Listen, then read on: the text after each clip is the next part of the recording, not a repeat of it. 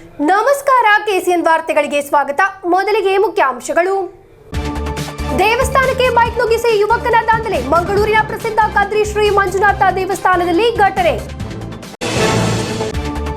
ಪಾಡನಕಾಡ್ ಕೃಷಿ ಕಾಲೇಜಿನಲ್ಲಿ ಶಿಕ್ಷಕರ ಕೊರತೆಗೆ ತಕ್ಷಣ ಪರಿಹಾರ ಸಿಗಬೇಕು ಎಂಬ ಆಗ್ರಹ. ಪೋಷಕರ ಸಮಿತಿ ನೇತೃತ್ವದಲ್ಲಿ ಉಪವಾಸ ಸತ್ಯಾಗ್ರಹ. ಧಾರಾಕಾರವಾಗಿ ಸುರಿದ ಮಳೆ. ಪಯ್ಯನ್ನೂರು ನಗರಸಭೆಯ ವೆಳ್ಳೂರಿನಲ್ಲಿ ಮನೆಯ ಮೇಲ್ಛಾವಣಿ ಕುಸಿದ ಘಟನೆ. ಜಿಲ್ಲೆಯ ಅತ್ಯುತ್ತಮ ಲಿಟಲ್ ಕೈಟ್ಸ್ ಪ್ರಶಸ್ತಿ ಮಂಜೇಶ್ವರ ಎಸ್ಎಟಿ ಶಾಲೆಗೆ. ಭತ್ತದ ಕೃಷಿಯನ್ನು ನೇರವಾಗಿ ಕಣ್ಣು ಅರಿತುಕೊಳ್ಳಲು ಬಯಲಿನ ಮಹತ್ವದ ಕುರಿತು ತಿಳಿದುಕೊಳ್ಳಲು ಬಯಲಿಗೆ ಭೇಟಿ. ಜಿಎಚ್ಎಸ್ ಕೊಲ್ಲೂರು ಹಿರಿಯದ ಮಕ್ಕಳಾಗಿದ್ದಾರೆ ಬಾತೂರು ಬಯಲಿಗೆ ಆಗಮಿಸಿರುವುದು. ವಾರ್ತೆಗಳು ವಿವರವಾಗಿ. ಮಂಗಳೂರಿನ ಪ್ರಸಿದ್ಧ ಕದ್ರಿ ಶ್ರೀ ಮಂಜುನಾಥ ದೇವಸ್ಥಾನದಲ್ಲಿ ಬೈಕ್ ನುಗ್ಗಿಸಿ ಯುವಕನ ದಾಂಧಲೆ. ಅಣ್ಣಪ್ಪ ದೈವದ ಗುಡಿಗೆ ಹಾನಿ ಮಾಡಿ ಹುಚ್ಚಾಟ.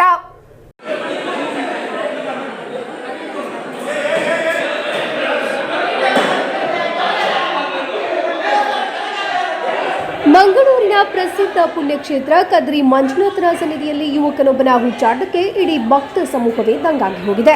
ಮಂಗಳವಾರ ಮುಂಜಾನೆ ಬೈಕ್ ಚಲಾಯಿಸಿಕೊಂಡು ನೇರ ಕದ್ರಿ ದೇವಸ್ಥಾನದ ಪ್ರಾಂಗಣ ಪ್ರವೇಶಿಸಿದ ಯುವಕ ನೇರವಾಗಿ ದೇವಸ್ಥಾನದ ಒಳಗೆ ಪ್ರವೇಶ ಮಾಡಿದ್ದಾನೆ. ಬಳಿಕ ಅಣ್ಣಪ್ಪ ಸ್ವಾಮಿಯ ಗುಡಿಯ ಮುಂದೆ ಹೋಗಿ ಕಾಲಿನಿಂದ ಬಾಗಿಲು ಒದ್ದು ಅಪಚಾರ ಮಾಡಿದ್ದಾನೆ. ಅಷ್ಟೇ ಅಲ್ಲದೆ ಅರ್ಚಕರ ಮೇಲೂ ಹಲ್ಲೆ ನಡೆಸಿ ದೈವದ ಕತ್ತಿಯನ್ನು ಕೈಗೆತ್ತಿಕೊಂಡು ಹುಚ್ಚಾಟ ನಡೆಸಿದ್ದಾನೆ. ಬಳಿಕ ದೇವಸ್ಥಾನದ ಮುಂಭಾಗದ ಮಂಟಪದ ಮೇಲೇರಿ ಮಂಟಪದ ಚಾವಣಿಗೂ ಹಾನಿ ಮಾಡಿದ್ದಾನೆ. ಯುವಕನ ಈ ಹುಚ್ಚಾಟದಿಂದ ಅಲ್ಲಿ ಸೇರಿದ್ದ ಅರ್ಚಕರು ಹಾಗೂ ಭಕ್ತರು ಗಾಬರಿಗೊಂಡಿದ್ದಾರೆ. ಯಾರ ನಿಯಂತ್ರಣಕ್ಕೂ ಸಿಗದೆ ಸಿಕ್ಕಾಪಟ್ಟೆ ದಾಂಧಲೆ ನಡೆಸಿದ ಯುವಕನನ್ನು ಕೊನೆಗೂ ಎಲ್ಲರೂ ಸೇರಿ ಹಗ್ಗದಿಂದ ಕಟ್ಟಿ ಹಾಕಿದ್ದಾರೆ. ಬಳಿಕ ಯುವಕನನ್ನು ಪೊಲೀಸರ ವಶಕ್ಕೆ ಒಪ್ಪಿಸಲಾಗಿದೆ.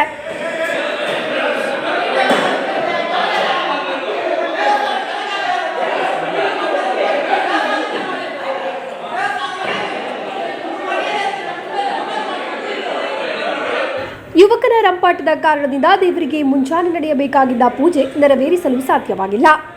News bureau, Mangaluru. ಕಾಸರಗೋಡು ಪಾಡನಕಾಡ್ ಕೃಷಿ ಕಾಲೇಜಿನಲ್ಲಿ ಶಿಕ್ಷಕರ ಕೊರತೆಗೆ ತಕ್ಷಣ ಪರಿಹಾರ ದೊರೆಯದಿದ್ದಲ್ಲಿ ಕಾಲೇಜಿನ ಕೇಂದ್ರ ಕಚೇರಿಯಲ್ಲಿ ಅನಿರ್ದಿಷ್ಟಾವಧಿ ಹೋರಾಟ ಆರಂಭಿಸಲಿದ್ದಾರೆ ಎಂದು ಪೋಷಕರು. ಪಾಡನಕಾಡ್ ಕೃಷಿ ಕಾಲೇಜು ಪೋಷಕರ ಸಮಿತಿ ನೇತೃತ್ವದಲ್ಲಿ ಉಪವಾಸ ಸತ್ಯಾಗ್ರಹ ನಡೆಸಲಾಯಿತು. ಸಹ ಪ್ರಾಧ್ಯಾಪಕರು ಸೇರಿದಂತೆ 34 ಹುದ್ದೆಗಳು ಕಾಲೇಜಿನಲ್ಲಿ ಖಾಲಿಯಿದೆ. ಉನ್ನತ ಶಿಕ್ಷಣ ಕ್ಷೇತ್ರದಲ್ಲಿ ಉತ್ತರ ಮಲಬಾರ್ನ ಮೇಲೆ ತೋರುತ್ತಿರುವ ನಿರ್ಲಕ್ಷ್ಯದ ಭಾಗವಾಗಿ ಪಾಡನಕಾಡ್ ಕೃಷಿ ಕಾಲೇಜಿನಲ್ಲಿ ತಿಂಗಳಿನಿಂದ ಶಿಕ್ಷಕರ ಕೊರತೆ ಇದೆ ಎಂದು ಕಾಲೇಜಿಗೆ ಉಪವಾಸ ಸತ್ಯಾಗ್ರಹಕ್ಕೆ ಬಂದ ಪೊಲೀಸರು ಹೇಳಿದರು. ಸಹ ಪ್ರಾಧ್ಯಾಪಕರ 18 ಹುದ್ದೆಗಳಲ್ಲಿ ಯಾರೂ ಇಲ್ಲ. ಎಂಡೋಮಾಲಜಿ, ಪ್ಲಾಂಟ್ ಪ್ಯಾಥಾಲಜಿ, ಎನಿಮಲ್ ಸೈನ್ಸ್ ಮುಂತಾದ ಎಲ್ಲ ಅಧ್ಯಯನ ವಿಭಾಗಗಳಲ್ಲಿ ಶಿಕ್ಷಕರ ಹುದ್ದೆಗಳು ಖಾಲಿ ಇವೆ. ಶಿಕ್ಷಕರ ಕೊರತೆ ಈಗಾಗಲೇ ಯುಜಿ ಮತ್ತು ಪಿಜಿ ಅಧ್ಯಯನದ ಮೇಲೆ ಪರಿಣಾಮ ಬೀರಿದೆ. ಪಾಡನಕಾಡ್ ಕೃಷಿ ಕಾಲೇಜಿನಲ್ಲಿ ನೇಮಕಗೊಳ್ಳುವ ಶಿಕ್ಷಕರು ಯೂನಿಯನ್ ಮಧ್ಯಸ್ಥಿಕೆಗಳ ಬೆಂಬಲದೊಂದಿಗೆ ವೈಯಕ್ತಿಕ ಸಮಸ್ಯೆಗಳನ್ನು ಮುಂದಿಟ್ಟು ಸ್ಥಳಾಂತರಗೊಳ್ಳುವುದು ಶಿಕ್ಷಕರ സമസ്യയ്ക്ക് പ്രമുഖ കാരണ ಎಂಬ ആരോപവും തീവ്രವಾಗಿದೆ. ഞങ്ങൾ ഹൈക്കോടതിയിൽ പറഞ്ഞിരിക്കുന്നത് പുതിയ നിയമനമല്ല. ഈ യൂണിവേഴ്സിറ്റിയിൽ 579 ഫാക്കൽറ്റിമാർ നിലവിലുണ്ട്. കൃഷിമന്ത്രിയെ ഞാൻ നേരിട്ട് കണ്ടപ്പോൾ പുതിയ ഫാക്കൽറ്റി എടുക്കണ്ടേ എന്ന് ചോദിച്ചപ്പോൾ അദ്ദേഹം പറഞ്ഞത് ആവശ്യത്തിലധികം ഫാക്കൽറ്റിമാർ യൂണിവേഴ്സിറ്റിയിലുണ്ട് എന്ന് അദ്ദേഹം പറഞ്ഞത്. ഞാൻ ചോദിച്ചു, പിന്നെ എന്തുകൊണ്ട് നമുക്ക് പഠനക്കാടേക്ക് ആളെ കിട്ടുന്നില്ല? യൂണിയന്റെ സമ്മർദ്ദം എനിക്ക് പോലും നിയന്ത്രിക്കാൻ പറ്റുന്നില്ല. അവർ ഞങ്ങൾക്ക് മേലെയാണ്. യൂണിയന്റെ സമ്മർദ്ദ ഫലമായി ഒരു പ്രത്യേക യൂണിയന്റെ ആൾക്കാർ, ഞാൻ പ്രത്യേകം പറയുന്നില്ല, നിങ്ങൾക്കറിയാം, സമ്മർദ്ദ ഫലമായി അവരൊക്കെ യൂണിവേഴ്സിറ്റിയിൽ വർക്ക് ചെയ്യുന്ന ആൾക്കാരൊക്കെ തന്നെ തൃശ്ശൂർ ബേസ് ചെയ്തിട്ടുള്ള ആൾക്കാരാണ് യൂണിവേഴ്സിറ്റിയിൽ ജോലി ചെയ്യുന്നത്. കാർഷിക യൂണിവേഴ്സിറ്റിയിലെ തൃശ്ശൂർ ആസ്ഥാനമായി പ്രവർത്തിക്കുന്നുണ്ടോ എന്തോ അറിയില്ല. തൃശ്ശൂർ ബേസ് ചെയ്തിട്ട് ആൾക്കാരാണ് ഈ യൂണിവേഴ്സിറ്റി കൂടുതൽ വർക്ക് ചെയ്യുന്നത്. ಯುಜಿ ಪಿಜಿ ಕೋರ್ಸ್ಗಳಲ್ಲಾಗಿ ಸುಮಾರು 500 ವಿದ್ಯಾರ್ಥಿಗಳು ಕಲಿಯುತ್ತಿರುವ ಕಾಲೇಜಿನಲ್ಲಿ 34 ಹುದ್ದೆಗಳು ಖಾಲಿ ಇವೆ. News bureau, Kasaragod. ಭಾರೀ ಮಳೆಯಲ್ಲಿ ಪಯ್ಯನ್ನೂರು ನಗರಸಭೆಯ ವೆಳ್ಳೂರಿನಲ್ಲಿ ಮನೆಯ ಮೇಲ್ಛಾವಣಿ ಕುಸಿದಿದೆ. ವೆಳ್ಳೂರಿನ ನಾರಾಯಣನ್ ಎಂಬವರ ಹಂಚಿನ ಮನೆಯ ಮೇಲ್ಛಾವಣಿ ಸಂಪೂರ್ಣ ನಾಶವಾಗಿದೆ. ಘಟನೆ ವೇಳೆ ಮನೆಯಲ್ಲಿ ಯಾರೂ ಇಲ್ಲದ ಕಾರಣ ಭಾರೀ ಅನಾಹುತ ತಪ್ಪಿದೆ. ಭಾರೀ ಮಳೆಯಿಂದಾಗಿ ವೆಳ್ಳೂರಿನ ನಾರಾಯಣನ್ ಎಂಬವರ ಹಂಚಿನ ಮನೆಯ ಮೇಲ್ಛಾವಣಿ ಸಂಪೂರ್ಣವಾಗಿ ಕುಸಿದಿದೆ. ಅವಘಡ ಸಂಭವಿಸಿದಾಗ ನಾರಾಯಣನ್ ಮನೆಯ ಹೊರಗೆ ಇದ್ದುದರಿಂದ ಯಾವುದೇ ಪ್ರಾಣಹಾನಿ ಸಂಭವಿಸಿಲ್ಲ. ಕುಸಿದ ಮನೆಗೆ ನಗರಸಭೆ ಅಧ್ಯಕ್ಷೆ ಕೆವಿ ಲಲಿತಾ, ಉಪಾಧ್ಯಕ್ಷ ಪಿವಿ ಕುഞ്ഞപ്പൻ, ಸ್ಥಾಯಿ ಸಮಿತಿ ಅಧ್ಯಕ್ಷ ಸಿ ಜಯ, ಪಿಪಿ ಲೀಲಾ ಭೇಟಿ ನೀಡಿದರು. ನಾರಾಯಣನ್ ಮತ್ತು ಅವರ ಕುಟುಂಬವನ್ನು ಸ್ಥಳಾಂತರಿಸಲು ಸೌಲಭ್ಯ ನಗರಸಭೆ ಸಿದ್ಧಪಡಿಸಿದೆ. News bureau, Cheruvathur. ಜಿಲ್ಲೆಯ ಅತ್ಯುತ್ತಮ ಲಿಟಲ್ ಕೈಟ್ಸ್ ಪ್ರಶಸ್ತಿ ತನ್ನದಾಗಿಸಿಕೊಂಡಿದೆ ಮಂಜೇಶ್ವರ ಎಸ್ಎಟಿ ಶಾಲೆ. ಜಿಲ್ಲಾ ಮಟ್ಟದಲ್ಲಿ 3ನೇ ಸ್ಥಾನ ಪಡೆಯುವ ಮೂಲಕ ಶಾಲೆ ಅತ್ಯುತ್ತಮ ಲಿಟಲ್ ಕೈಟ್ಸ್ ಘಟಕವಾಗಿ ಹೊರಹೊಮ್ಮಿದೆ.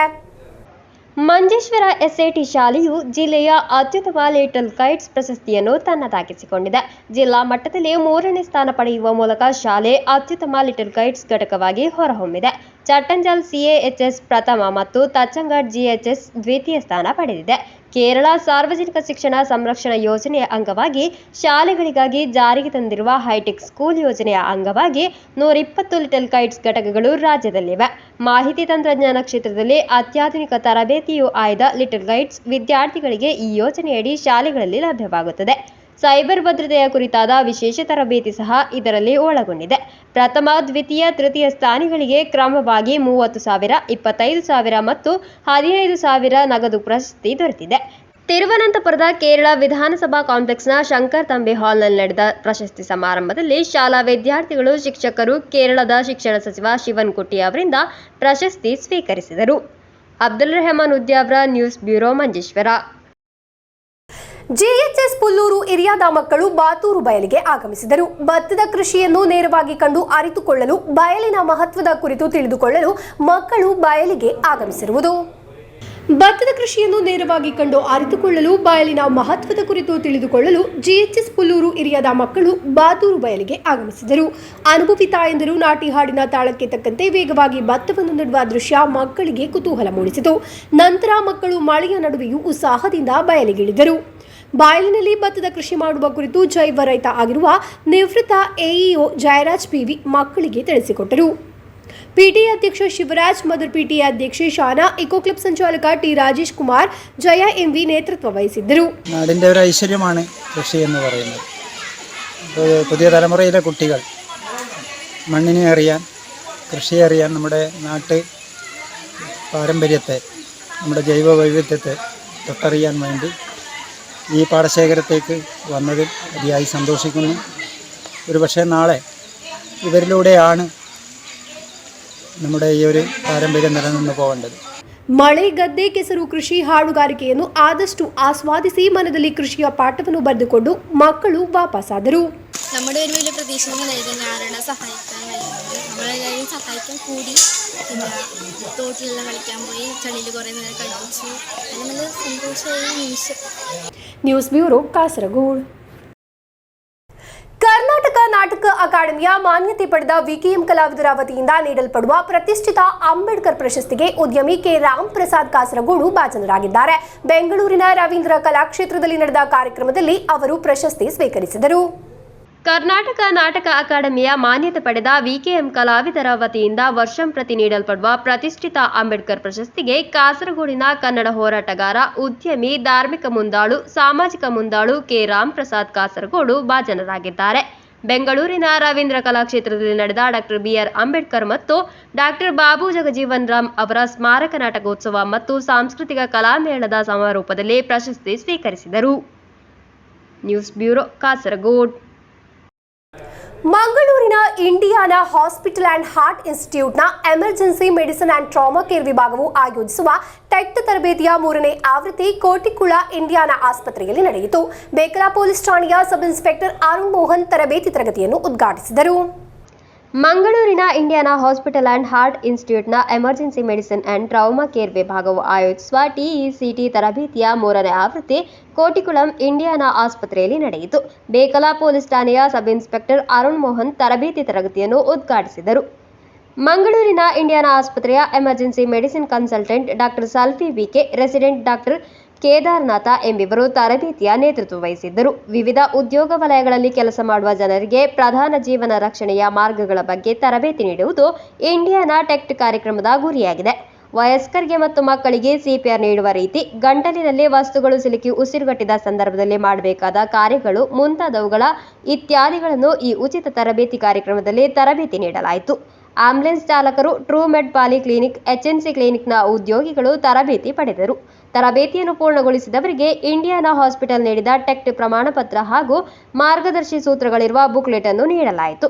ಟೆಕ್ಟ್ನ 4ನೇ ಆವೃತ್ತಿಯು ಆಗಸ್ಟ್ನಲ್ಲಿ ಬದಿಯಡ್ಕದಲ್ಲಿ ನಡೆಯಲಿದೆ. ಹೆಚ್ಚಿನ ಮಾಹಿತಿ ಮತ್ತು ವಿವರಗಳಿಗಾಗಿ 6361510227 ಎಂಬ ಸಂಖ್ಯೆಗೆ ಸಂಪರ್ಕಿಸಬಹುದು. News bureau, Kasaragod.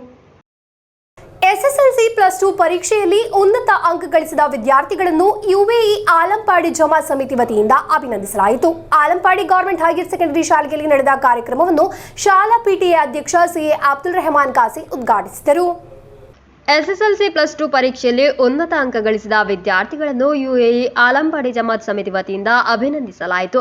ಆಲಂಪಾಡಿ government higher secondary ಶಾಲೆಯಲ್ಲಿ ಕಾರ್ಯಕ್ರಮ ನಡೆಯಿತು. ಶಾಲಾ ಪಿಟಿಎ ಅಧ್ಯಕ್ಷ ಸಿಎ ಅಬ್ದುಲ್ ರೆಹಮಾನ್ ಕಾಸಿ ಉದ್ಘಾಟಿಸಿದರು. ಸಮಿತಿ ಉಪಾಧ್ಯಕ್ಷ ಖಾದರ್ ತಳಂಗರ ಅಧ್ಯಕ್ಷತೆ ವಹಿಸಿದ್ದರು. ಶಾಲಾ ಪ್ರಾಂಶುಪಾಲ ಸಂತೋಷ್ ಎಸ್, ಮುಖ್ಯ ಶಿಕ್ಷಕಿ Siji Mathew, senior assistant Sreeja Joshi, UAE Alampady Jamath ಉಪಾಧ್ಯಕ್ಷ ಖಾದರ್ ಬಾವಾ, ಜೊತೆ ಕಾರ್ಯದರ್ಶಿ ಮುಸ್ತಫಾ ಮೊಯ್ದೀನ್, ಸದಸ್ಯರಾದ ಅಬೂಬಕರ್ ಮಿಹರಾಜ್, ಆದ್ರಾ ಮೇನತ್, ಇಬ್ರಾಹಿಂ ಆಲಂಪಾಡಿ, ಮಹಮೂದ್ ಮಿನಿಸ್ಟರ್, ಪಿಟಿಎ ಸದಸ್ಯ ಮಾಹಿನ್ ಆಲಂಪಾಡಿ ಮುಂತಾದವರು ಮಾತನಾಡಿದರು. ಯುಎಇ ಆಲಂಪಾಡಿ ಜಮಾತ್ ಪ್ರಧಾನ ಕಾರ್ಯದರ್ಶಿ ಹನೀಫ್ ಜೇರಿ ಆಲಂಪಾಡಿ ಸ್ವಾಗತಿಸಿ, ಜೊತೆ ಕಾರ್ಯದರ್ಶಿ ರೌಫ್ ಕಾಜಿ ಧನ್ಯವಾದವಿತ್ತರು. News bureau, Kasaragod. Kasaragod rotary ಕ್ಲಬ್ನ ನೂತನ ಪದಾಧಿಕಾರಿಗಳ ಪದಗ್ರಹಣ ಕಾರ್ಯಕ್ರಮ ರೋಟರಿ ಭವನದಲ್ಲಿ ನಡೆಯಿತು. ಐಎಂಎ ರಾಜ್ಯಾಧ್ಯಕ್ಷ ಡಾಕ್ಟರ್ ಜೋಸೆಫ್ ಬೆನವೆಲ್ ಉದ್ಘಾಟಿಸಿದರು. ಸಿಪಿಎಂ ಉದುಮ ಏರಿಯಾ ಸಮಿತಿ ಸದಸ್ಯನ ವಿರುದ್ಧ ಆದಾಯ ಮೀರಿ ಹಣ ಸಂಪಾದಿಸಿರುವುದಕ್ಕೆ ತನಿಖಾ ಆಯೋಗವನ್ನು ನೇಮಿಸಲಾಗಿದೆ ಎಂಬ ಸುದ್ದಿ ವಾಸ್ತವಕ್ಕೆ ವಿರುದ್ಧವಾಗಿದೆ ಎಂದು ಸಿಪಿಎಂ ಉದುಮ ಏರಿಯಾ ಸೆಕ್ರೆಟರಿ ಮಧು ಮುದ್ಯಕಲ್ ಪ್ರಕಟಣೆಯಲ್ಲಿ ತಿಳಿಸಿದರು. ಅಂತಹ ಯಾವುದೇ ಸಮಸ್ಯೆ ಅಥವಾ ತನಿಖಾ ಸಮಿತಿಯ ರೂಪೀಕರಣ ಏರಿಯಾ ಸಮಿತಿ ಸಭೆಯಲ್ಲಿ ನಡೆದಿಲ್ಲ ಎಂದು ಏರಿಯಾ ಸೆಕ್ರೆಟರಿಯವರ ಪತ್ರ ವಿವರವಾದ ಮಾಹಿತಿ ನೀಡಿದೆ. ಸುಳ್ಳು ಸುದ್ದಿಯನ್ನು ಪಸರಿಸುವ ಮೂಲಕ ಪಕ್ಷದ ಮಾನಹಾನಿ ಮಾಡುವ ಪ್ರಯತ್ನ ಎಂದು ಇದು ಪಕ್ಷವನ್ನು ನಾಶ ಮಾಡುವ ಉದ್ದೇಶಪೂರ್ವಕ ಕ್ರಮದ ಭಾಗವಾಗಿದೆ ಎಂದು ಪ್ರಕಟಣೆಯಲ್ಲಿ ವಿವರಿಸಲಾಗಿದೆ. ಇಂತಹ ಸುದ್ದಿಗಳ ವಿರುದ್ಧ ಕಾನೂನು ಕ್ರಮ ಸ್ವೀಕರಿಸಲಾಗುವುದು ಎಂದು ಏರಿಯಾ ಸಮಿತಿ ಪ್ರಕಟಣೆಯಲ್ಲಿ ತಿಳಿಸಿದೆ. News bureau, Uduma. CPM Uduma area ಸಮಿತಿ ಸದಸ್ಯನ ವಿರುದ್ಧ ಆದಾಯ ಮೀರಿ ಹಣ ಸಂಪಾದಿಸಿರುವುದಕ್ಕೆ ತನಿಖಾ ಆಯೋಗವನ್ನು ನೇಮಿಸಲಾಗಿದೆ ಎಂಬ ಸುದ್ದಿ ವಾಸ್ತವಕ್ಕೆ ವಿರುದ್ಧವಾಗಿದೆ ಎಂದು ಪ್ರಕಟಣೆಯಲ್ಲಿ ಮಾಹಿತಿ ನೀಡಿದರು. ಸುಳ್ಳು ಸುದ್ದಿ ಪಸರಿಸುವ ಮೂಲಕ ಪಕ್ಷದ ಮಾನಹಾನಿ ಮಾಡುವ ಪ್ರಯತ್ನ ಎಂದು ಪ್ರಕಟಣೆಯಲ್ಲಿ ತಿಳಿಸಲಾಯಿತು. ಕಾಸರಗೋಡು ರೋಟರಿ ಕ್ಲಬ್ನ ನೂತನ ಪದಾಧಿಕಾರಿಗಳ ಪದಗ್ರಹಣ ಕಾರ್ಯಕ್ರಮ ನಡೆಯಿತು. ಐಎಂಎ ರಾಜ್ಯಾಧ್ಯಕ್ಷ ಡಾಕ್ಟರ್ ಜೋಸೆಫ್ ಬೆನವೆಲ್ ಉದ್ಘಾಟಿಸಿದರು. In the first instance, has anyone gone through the address of the Rotary, International Rotary President when she took over and when she announced the theme for the year 24-25, the magic of Rotary? If nobody has, I'll tell you how she coined the theme, the magic of Rotary. It was part of the Rotary project when she talks about, see, we are not magicians, there's no doubt, none of us are magicians, but how do we weave the magic wand of Rotary in the communities we serve and in the people, with the people that we associate with. Doctor B Narayana Naik ಅಧ್ಯಕ್ಷರಾಗಿ, ಹರಿಪ್ರಸಾದ್ ಕಾರ್ಯದರ್ಶಿಯಾಗಿ, ಇತರರು ಪದಾಧಿಕಾರಿಗಳಾಗಿ ಪದಗ್ರಹಣ ಸ್ವೀಕಾರ ಮಾಡಿದರು. ನಿರ್ಗತಿಕರಿಗೆ 3 ಹೊಸ ಮನೆ ನಿರ್ಮಾಣ, ವೃದ್ಧರಿಗೆ ಆರೋಗ್ಯ ತಪಾಸಣೆ, ಶಾಲಾ ವಿದ್ಯಾರ್ಥಿಗಳಿಗೆ ಆರೋಗ್ಯ ಸಂರಕ್ಷಣೆ, ಅರಣ್ಯೀಕರಣ, ರೋಟರಾಕ್ಟ್ ಕ್ಲಬ್, ಮೆಡಿಕಲ್ ಕ್ಯಾಂಪ್ ಮುಂತಾದ ಈ ವರ್ಷದ ಹೊಸ ಯೋಜನೆಗಳನ್ನು ಅಧ್ಯಕ್ಷ ಬಿ ನಾರಾಯಣ ನಾಯ್ಕ್ ಘೋಷಿಸಿದರು. Assistant governor V V Harish, zonal coordinator M K Radhakrishnan, district conference chairman M T Dinesh, governor special coordinator doctor Janardhan Naik, doctor Suresh Babu, media chairman R Prashanth Kumar ಎಂಬಿವರು ಮಾತನಾಡಿದರು. ಕ್ಲಬ್ ಬುಲೆಟಿನ್ ಡಾಕ್ಟರ್ ಎಸ್ ಜ್ಯೋತಿಯವರಿಗೆ ನೀಡಿ ಬಿಡುಗಡೆ ಮಾಡಲಾಯಿತು. ಕಾರ್ಯದರ್ಶಿ ಕೆ ಹರಿಪ್ರಸಾದ್ ಧನ್ಯವಾದವಿತ್ತರು. News bureau, Kasaragod. ಕೊನೆಯಲ್ಲಿ ಮತ್ತೊಮ್ಮೆ ಮುಖ್ಯಾಂಶಗಳು. ದೇವಸ್ಥಾನಕ್ಕೆ ಬೈಕ್ ನುಗ್ಗಿಸಿ ಯುವಕನ ದಾಂಧಲೆ, ಮಂಗಳೂರಿನ ಪ್ರಸಿದ್ಧ ಕದ್ರಿ ಶ್ರೀ ಮಂಜುನಾಥ ದೇವಸ್ಥಾನದಲ್ಲಿ ಘಟನೆ. ಪಾಡನಕಾಡ್ ಕೃಷಿ ಕಾಲೇಜಿನಲ್ಲಿ ಶಿಕ್ಷಕರ ಕೊರತೆಗೆ ತಕ್ಷಣ ಪರಿಹಾರ ಸಿಗಬೇಕು ಎಂಬ ಆಗ್ರಹ, ಪೋಷಕರ ಸಮಿತಿ ನೇತೃತ್ವದಲ್ಲಿ ಉಪವಾಸ ಸತ್ಯಾಗ್ರಹ.